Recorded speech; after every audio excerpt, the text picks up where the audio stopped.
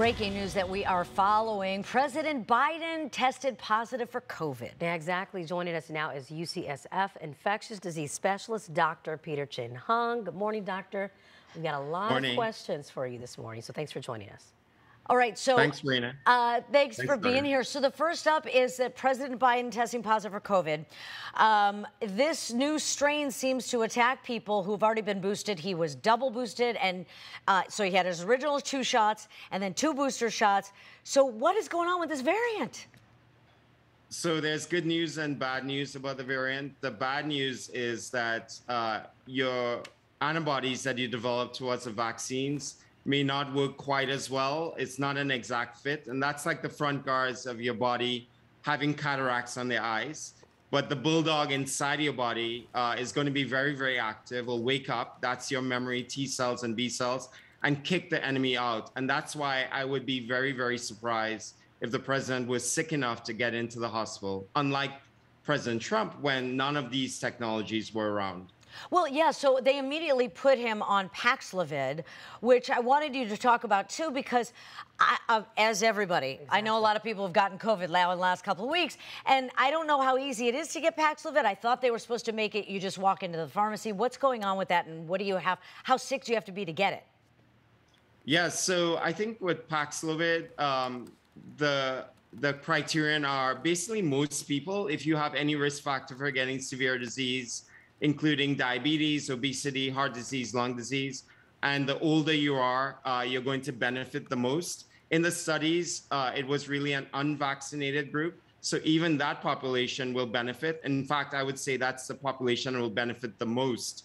It does save or prevent hospitalizations in 90% of people. It has 90% efficacy, I mean, in preventing hospitalizations for those who take it within the first 5 days. So that's kind of what we know about Paxlovid. So far, it's a little bit easier to get. I think people are getting more used to prescribing it. You have to check your drug interactions, and it's more difficult to take if you have kidney disease that's severe or liver disease. So it's very possible that just because the president is 79, that alone, let alone the fact that he's president, they said, okay, we're going to take Paxlovid. There's no downside to taking it immediately? No, there's no downside at all. In some people, you might have rebound, but that's the exception rather than rule. I know many people have had that experience, but they're generally milder if they do occur, and it's not the most, likely thing possibly. So that's kind of what we know about Paxlovid. 3 pills twice a day for 5 days, very easy to take. And there's no shortage of it or anything? No shortage of it right now. Okay, that's good. And we're watching the president as he has been all over the place. I mean, he just got back from a trip to the Middle East, and he hadn't been seen short of being in Massachusetts at one event since then. But we know he tested negative on Tuesday, so that's another thing. Testing negative and positive, and some people are saying, well, I keep testing negative, but I swear I've got COVID. And how much can you trust the test? You can't trust it in the beginning, and that's really the big take-home point. When you have symptoms and say everybody else at that dinner party got COVID and you're testing negative, unfortunately, it may be a false negative because there are 2 reasons. The first is that with Omicron flavors, as many people know, it starts off in the throat before going up to the nose. So you're like swabbing your nose, but it's not there yet.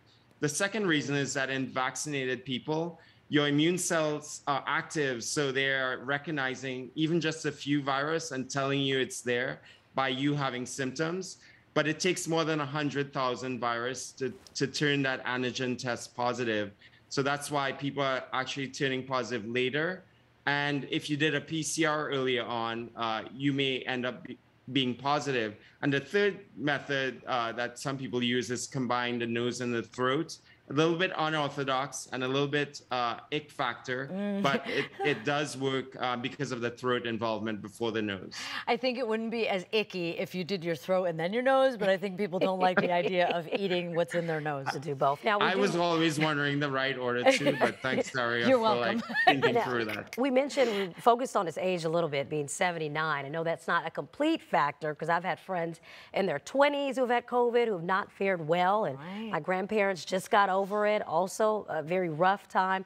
With him being 79, are there any added risk factors and any ways that they're going to treat him especially?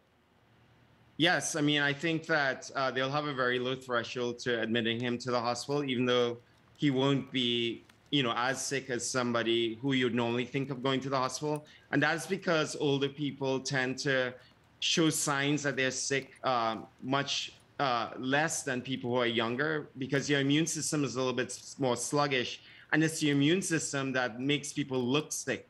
So older people generally don't have fevers when they actually are sicker. There are fewer signs that we can use. So we tend to be much more careful with older folks. And age, of course, is probably the most powerful risk factor for not doing well in COVID. So I think everyone is going to be watching him very, very carefully over the next few days. And we should add what they say right now. The White House says that he is doing well, that he has mild symptoms, and he's isolating. So I guess we may or may not see him in appearances, but not with groups of people. He'll just be on Zoom and telephone calls and all that. And then the protocol goes, you wait till the negative test to come out, or is that still the deal? When do you get to see people? So you have to isolate for at least 5 days. And after day 5, you can use the antigen test to help figure out if you can escape from isolation up to day 10. So if you're negative on day 7, you're free to go out into the world. But if you're continuing to be positive, you check into the day 10. And at day 10, I usually tell people, don't worry to check unless you work in a very high risk environment like the hospital where I work, where I actually have to be negative before I go back. Or you live with more immune compromised individuals where you might want to be more careful about transmissibility. Okay. Thank you so much, Dr. Peter Chin Hong. We appreciate it. You're welcome. Thank you. All right. We'll be right back.